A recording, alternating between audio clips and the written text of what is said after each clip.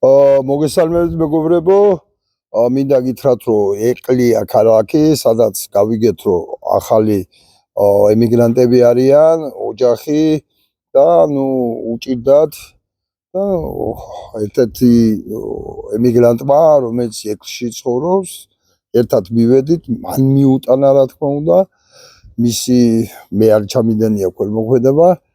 და ახლა ამით რისი თქმა მინდა შევხვდით, ვისაუბრეთ და ჩემი აზრით რაღაც შეხედულებები შეუცვალე, შემძელი რომ შეუცვალე.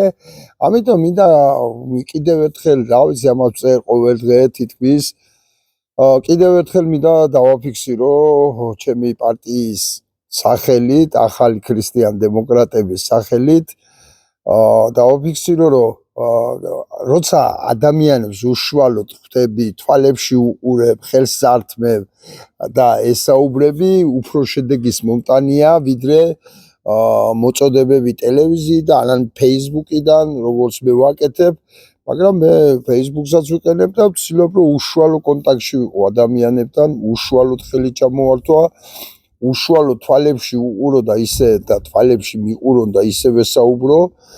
და ეს არის შედეგის მომტანი. ამიტომ კიდევ ერთხელ, ახლა ვთვლი, რომ ოპოზიცია ვერ მუშაობს ესიერად, თორემ ქვეყანაში ყველა სფეროში იყოს უკმაყოფილო ადამიანების, ათასობით ადამიანი უკმაყოფილო და ამას ვერ იყენებდა ხელისუფლების საწინააღმდეგოდ, ვთვლი, რომ ჩვენი ბრალია, პოლიტიკოსების ბრალია და ჩემი ბრალიცაა, ოპოზიციის ბრალიცაა და ასე შემდეგ. რა ვიცი, ახლა ჭიათურაში იმხელა უკმაყოფილობა, ქალაქი ნადგურდება, მალე არ არსებობს ალბათი ქალაქი, დაიწლება მთლიანად.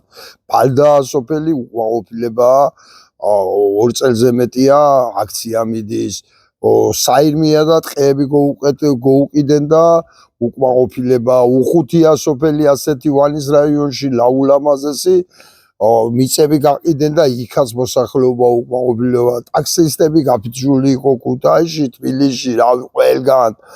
რავი, ახლა კიდევ რამდენი ჩამოვთვალო, ზოგან ხუდონგეს აშენებენ და იქაც უკმაყოფილება და იქაც სვანები უკმაყოფილოები არიან და ახლა კიდევ რამდენი ჩამოვთვალო, ახლა ყველას ხო ვერ ვადევნებ თვალს, ხო და რამდენი რამე ჩამოვთვალო, ადამიანები მიდით, ესაუბრეთ, დარაზმეთ და დაარწმუნეთ ერთ რამეში.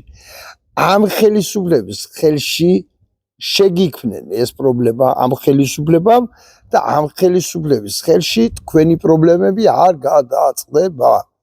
დაარწმუნეთ ბანკის მოვალეები, რომ შეიცვლება საბანკო სისტემა და ასეთი აღარ იქნება, ასე შემდეგ და ასე შემდეგ რა ვიცი, რა გითხრათ.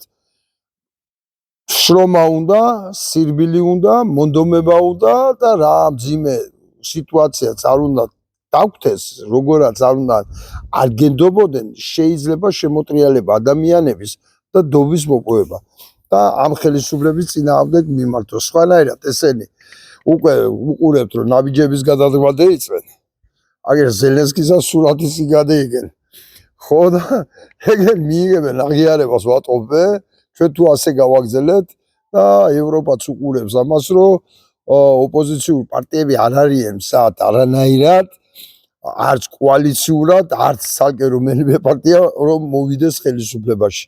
ამას ევროპა მიყურებს, ვიტო აჯანჯლებს ყველაფერს. მადლობთ ყურადღებისათვის.